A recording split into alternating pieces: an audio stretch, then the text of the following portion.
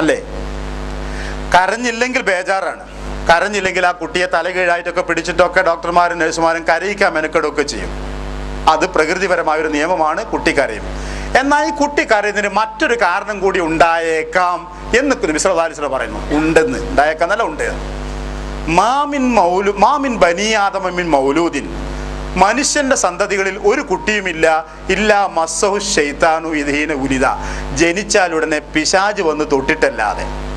നമ്മളാരും കാണാതെ ഒരു കുഞ്ഞ് ജനിച്ചു വീഴുമ്പോഴേ, ആദമിൻ്റെ ഒരു സന്തതി ജനിച്ചു വീഴുമ്പോഴേ പിശാച് ആ കുഞ്ഞിനെ വന്ന് തൊടുന്നു.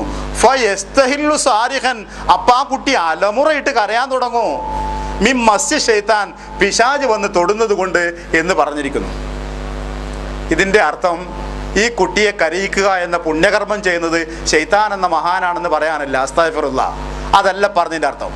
നമുക്കാർക്കും മനസ്സിലാക്കാൻ കഴിയാത്ത ഒരു ഒയ്ബിയായ ഒരു മേഖലയിൽ നടക്കുന്ന ഒരു വിഷയം അള്ളാഹുവിൻ്റെ റസൂൽ പറഞ്ഞു തന്നാൽ, ജനിക്കുന്ന സമയം തൊട്ട് മുതൽക്ക് തന്നെ പിശാച് നിങ്ങളെ സ്വാധീനിക്കാനോ നിങ്ങളിൽ മാറ്റങ്ങൾ ഉണ്ടാക്കാനോ നിങ്ങളെ ഉപദ്രവിക്കാനോ മെനക്കെടുന്നുണ്ട് എന്ന ബോധമുണ്ടാക്കാൻ വേണ്ടിയാണ് പറഞ്ഞത്. എന്താ കുട്ടി കരയുന്നത് മനസ്സിലാവുന്നില്ലല്ലോ, അലമുറയിട്ട് കരയുന്നില്ലോ, അല്ലാതെ അത് നബി സല്ലല്ലാഹു അലൈഹി വസല്ലം വാചകമുണ്ട്, ജനിച്ച കുട്ടിനെ വന്ന ശൈത്താൻ വന്ന് തൊട്ട് വേദനാക്കുന്നത് അതാ ശൈത്താൻ്റെതാണ് എന്ന് മനസ്സിലായ പിന്നെ ശൈത്താനെ നീക്കാൻ വേണ്ടി ഓടാനല്ല, അള്ളാഹിനോട് പറഞ്ഞേച്ചാൽ മതി, അള്ളാഹുവെ കുട്ടിയെ കാത്ത് രക്ഷിക്കണേ എന്നുള്ള രംഗുണ്ടാക്കുക, സാഹചര്യം ഉണ്ടാക്കുക എന്നുള്ളത്, പ്രാർത്ഥിക്കുക എന്നുള്ളതേ വേണ്ടതുള്ളൂ. അപ്പം അങ്ങനെ ഒരു വിശദീകരണവും നബി സല്ലല്ലാഹു അലൈഹി വസല്ലം ആ വിഷയത്തെ പറ്റി നൽകിയിട്ടുണ്ട്. കണ്ടോ, മുജാഹിദിൽ പഠിപ്പിച്ചിട്ടില്ലേ ഇത്? മുജാഹിദിൽ പഠിപ്പിക്കാൻ ഉമ്മദിൽ പഠിക്കല് ജമിയത്തുൽ ഉലമയുടെ കോളേജിൽ പഠിച്ച ആളാണ് അദ്ദേഹം. അപ്പൊ അദ്ദേഹം പഠിപ്പിച്ചു കൊടുക്കുന്നു ഈ ഹദീസ്. എന്നിട്ട് സുല്ലമി നമ്മളോട് ചോദിക്കാണ്, ഇത് മുജാഹിദിൽ പഠിപ്പിച്ചാണെന്നോ? പിന്നെ ഇതല്ലാതെ എന്താ മുജാഹിദിൽ പഠിപ്പിക്കുന്നത്? ഖുർആനും ഹദീസുമാണ് മുജാഹിദുകൾ സമൂഹത്തോട് പറഞ്ഞുകൊണ്ടിരിക്കുന്നത്. ഇനിയിപ്പോ രസകരമായ മറ്റൊരു സംഗതി ഉണ്ട്. ഞാൻ കഴിഞ്ഞ പ്രാവശ്യം വിശദമായി പറഞ്ഞാണ്, അതുമായി ബന്ധപ്പെടുന്നതാണ്. ഇവിടെയും ചില ആളുകൾ വന്നിട്ട് എന്തെടുക്കുക, ഇപ്പോഴും രണ്ടാമത് പിന്നെ ന്യായീകരിക്കുകയാണ്. പല്ലിയെ കൊല്ലുന്ന ഒരു ഹദീസ് ഞാൻ കഴിഞ്ഞ പ്രാവശ്യം വളരെ വിശദമായി വിശദീകരിച്ചിട്ടുണ്ട്. അതില് ഇപ്പൊ പറയണത്, ഇപ്പൊ വന്ന മുസ്ലിയാരും പറയണത് ചിറകുള്ള പല്ലിയാണെന്നാ. സാഹിബ്, അങ്ങനെ ഒരു പല്ലിയെ കാണണമെന്ന് വല്ലാത്തൊരാഗ്രഹമുണ്ട്. നിങ്ങൾ അവന്റെ ഫോസിലെങ്കിലും കൊണ്ടുവന്ന് കാണിച്ചെന്നാ കൊള്ളായിരുന്നു. ചിറകുള്ള പല്ലി നിങ്ങൾ അങ്ങനെ കണ്ടിട്ടുണ്ട്? നിങ്ങൾ ആരെങ്കിലും കണ്ടിട്ടുണ്ട്? ഞാൻ കണ്ടിട്ടില്ല. ചിറകുള്ള പല്ലി ഞാൻ കണ്ടിട്ടില്ല. അങ്ങനെ ഉണ്ടോ? ചിറകുള്ള പല്ലി, ഈ ചിറകുള്ള പല്ലിയാണെന്ന് ഞാൻ ചോദിക്കട്ടെ. ഇതിന് പരിഭാഷ എഴുതി സലാം സുല്ലമി എവിടെയെങ്കിലും അദ്ദേഹത്തിന്റെ ബുഖാരിയുടെ പരിഭാഷയിലുണ്ട്, റിയാദു സാലിഹിന്റെ പരിഭാഷയിലുണ്ട്, ഇവിടെ എവിടെയെങ്കിലും ആ പല്ലിക്ക് ചിറകുണ്ട് എന്ന് പറഞ്ഞത് കണ്ടോ? ഇനി അതല്ല, നമ്മുടെ നാട്ടിലെ പള്ളിയാണ്, നമ്മുടെ വീടുകളിൽ കാണുന്ന പള്ളിയാണ്, അതിന് പണ്ഡിതോദ്ധരണികൾ ആവശ്യമുണ്ട് ചോദിച്ചാൽ കൃത്യമായി നമുക്ക് പറഞ്ഞു തരാൻ കഴിയും. ഏതായാലും ഇപ്പൊ പറയുന്നു എന്ത്, നമ്മുടെ DVD-കാരൻ പറയുന്നു. എന്താ പറയുന്നത് കേട്ടോളൂ. അതുപോലെ പല്ലിയെ കൊന്നാലും തീയിൽ, ഇബ്രാഹിം നബി ഇസ്ലാമിൻ്റെ തീയിൽ കത്താൻ വേണ്ടി പല്ലി ഊതുകയും, അതുപോലെ പല്ലിയെ കൊന്ന പുണ്യം പറയുന്ന ഹദീസ് 3307 ഹദീസ്. ഈ ഹദീസ് ഒരു പക്ഷേ പേര് വിചാരിക്കണം ഞാൻ ദുർബലപ്പെടുത്തിയെന്ന. യഥാർത്ഥത്തിൽ ഞാൻ ദുർബലപ്പെടുത്തിയില്ല. സുഹാൻ്റെ പരിഭാഷ എടുത്ത് നോക്കിയാൽ മതി. ഞാനത് വ്യാഖ്യാനിച്ച്, സാഹസപ്പെട്ട് വ്യാഖ്യാനിച്ച് ഞാനതിനെ സ്ഥിരപ്പെടുത്താനാണ് ശ്രമിച്ചിട്ടുള്ളത്. കണ്ടോ, ഇയാൾ ഇല്ലായിരുന്നെങ്കിൽ മുസ്ലിം ലോകത്തിന്റെ അവസ്ഥ എന്നാണ് ചോദിക്കണേ. ഇയാൾ സാഹസപ്പെട്ടിട്ട് എല്ലാം ശരിയാക്കി എടുക്കല. പള്ളിയുടെ ഹദീസ് ഉണ്ട്, ഞാൻ നിശ്ചയിച്ചിട്ടില്ല, ഞാൻ സാഹസപ്പെട്ടിട്ട്, എന്നിട്ട് എവറസ്റ്റ് കൊടുപിടി കീഴടക്കല്ലേ, സാഹസപ്പെട്ടിട്ട് ഞാൻ ശരിയാക്കി എടുക്കലാണ്. അപ്പോ ഇപ്പൊ നോക്ക് നിങ്ങൾ, പള്ളിയുടെ ഹദീസ് ശരിയാണെന്ന് പറഞ്ഞത്. എന്നാ സിനിമ ഇറക്കിയതാരാ മുമ്പ്? സിനിമ കഴിഞ്ഞ പ്രാവശ്യം കണ്ടല്ലേ? കണ്ടോളൂ, ഒന്നുകൂടി ആ സിനിമ കണ്ടോളൂ. കഴിഞ്ഞ പ്രാവശ്യം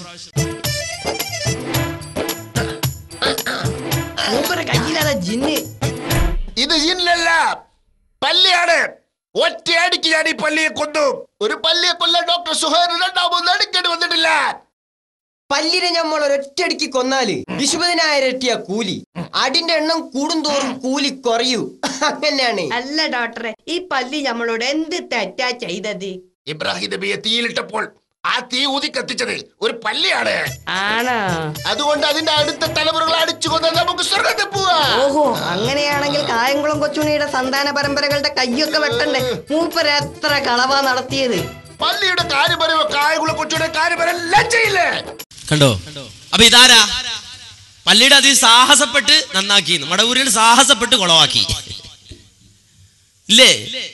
ശരിയല്ലേ ഇത്? ഇനി മാത്രല്ല, ഇവർക്ക് സിനിമ ഇറക്കാൻ തെളിവ് കൊടുത്തത് സലാഹിയാണ്. സക്കരിയ സലാഹിയാണ് ഇവർക്ക് സിനിമ ഇറക്കാനുള്ള തെളിവ് കൊടുത്തത്. അതാണ് ഇപ്പൊ പിന്നെ പറഞ്ഞത് ന്യായീകരിക്കാൻ നോക്കിയ കാര്യം എന്ന് വെച്ചാല് അള്ളാഹിനെ കുറിച്ച് ബോധമുള്ള ഒരു മനുഷ്യന് വളരെ വ്യക്തമായി ഇത് മനസ്സിലാവും. കുറച്ചു കാലമെങ്കിലും മുജാഹിദ് പ്രസ്ഥാനത്തിൽ പ്രവർത്തിച്ച ഒരാൾ, അയാൾ ഏതെങ്കിലും ഒരു കാരണത്താൽ ചിലപ്പോൾ മടവൂരിയായി പോകും, ഏതെങ്കിലും ഒരു സാഹചര്യത്തിൽ പറഞ്ഞോണമെന്നല്ല, തെറ്റിദ്ധരിച്ചിട്ട് മടവൂരിയായി പോകും. അങ്ങനെയുള്ള ആളുകൾ വരെ ഇത് ശരിയായില്ല എന്ന് പറയുമ്പോ അതിനെ ന്യായീകരിക്കാൻ ശ്രമിക്കുകയാണ്. എന്നാൽ സക്കരിയ സലാഹിന് മറുപടി പറഞ്ഞില്ലേ? സക്കരിയ സലാഹിയുടെ പേരിൽ നിങ്ങൾ പറഞ്ഞ ആരോപണത്തിന് സക്കരിയ സലാഹി തന്നെ മറുപടി പറഞ്ഞിട്ടില്ലേ? സക്കരിയ സലാഹിയുടെ പേരുള്ള ആരോപണത്തിന് സക്കരിയ സലാഹി തന്നെ മറുപടി പറയുന്നത് ഒന്നുകൂടി നിങ്ങൾ കേട്ടുകൊള്ളൂ. ഞാനൊക്കെ പഠിക്കണ കാലത്ത് ഈ സലാഹുല്ലമിന്റെ വാക്കൊക്കെ കേട്ടിട്ട് സിനിമയും അതുപോലെ ഈ പിന്നെ തെരുവ് നാടകമൊക്കെ ദൈവത്തിന് ഉപയോഗിക്കാന്ന് അൽമനാറിൽ ഒരു കത്ത് വരെ എഴുതിയിരുന്നു. അള്ളാഹു കാത്തു. ഇയാളുടെ ഫിത്തനിപ്പെട്ടിട്ട് ഇത് നമ്മൾ പഠിക്കുന്ന കാലത്ത് ആദ്യമായിട്ട് ഞാൻ അൽമനാറിലേക്ക് ഒരു ലേഖനം എഴുതി. ലേഖനം ഒരു കത്ത്, അന്നൊരു ചർച്ച ഉണ്ടായിരുന്നു. എന്ത്? ആദർശ പ്രബോധന രംഗത്തെ ആധുനികവൽക്കരണം, നിങ്ങളുടെ അഭിപ്രായം നിങ്ങൾക്കും എഴുതാൻ. അപ്പോ പ്രിലിമിനറി കഴിഞ്ഞു, ഫൈനൽ ഫസ്റ്റ് ഇയർ പഠിക്കാണ്. അപ്പൊ ഞാൻ കത്ത് എഴുതി. ആ കത്ത് അൽമനാറിൽ അച്ചടിച്ചു വന്നു. യഥാർത്ഥത്തിൽ അത് അൽമനാർ പത്രാധിപർ പറഞ്ഞിരുന്നു ഇത് ഓരോരുത്തരും അഭിപ്രായം എഴുതുന്നതാണ്. എന്നിട്ട് അസീം മടവൂര് വരെ എതിർത്തിട്ട് കണ്ടോ സക്കരിയ സലാഹി വരെ പറഞ്ഞ് സലാഹനായിട്ടില്ല. ഞാൻ പഠിക്കുന്ന വിദ്യാർത്ഥിയാ.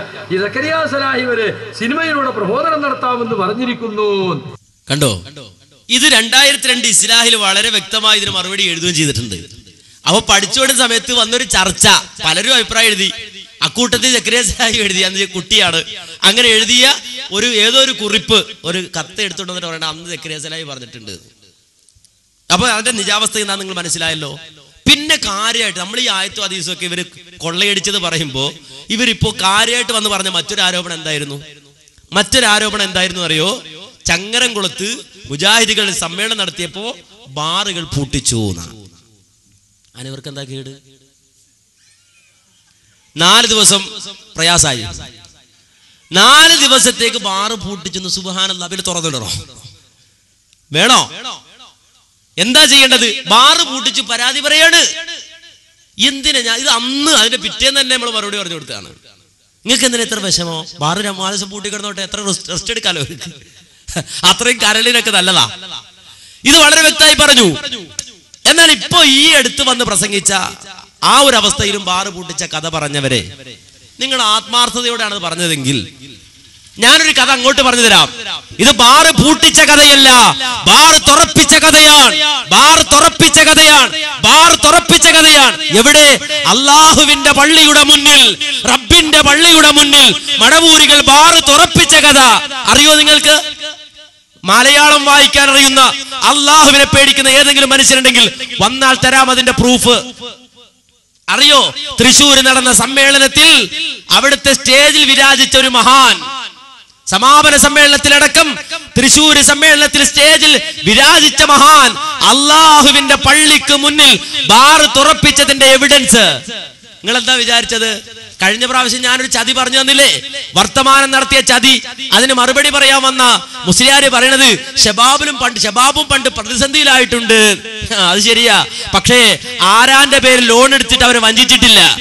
പല പ്രതിസന്ധികളും പണ്ടുണ്ടായിട്ടുണ്ട്.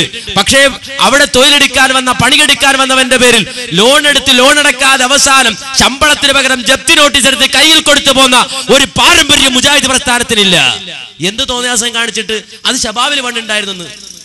വന്നവരെ ടീയെ പിടിച്ചിട്ട് ടീയെ കൊടുക്കാതെ അത് അടുത്ത ഷബാബിറക്കിട്ട്. ശരിയാണ്, മുജാഹിദ് പ്രസ്ഥാനം അങ്ങനെ ഹലാലായ രൂപത്തിൽ പലതും നടത്തിയിട്ടുണ്ട്. പക്ഷെ പണിയെടുക്കാൻ വന്നവന്റെ വീട് ജപ്തിയിലാക്കി അവസാനം അവന് ജപ്തി നോട്ടീസ് കൊടുത്ത് ശമ്പളം കൊടുക്കാതെ മടക്കി വിട്ടിട്ടില്ല. ഇനി നിങ്ങൾ മനസ്സിലാക്കേണ്ടത് എന്താണെന്നറിയോ?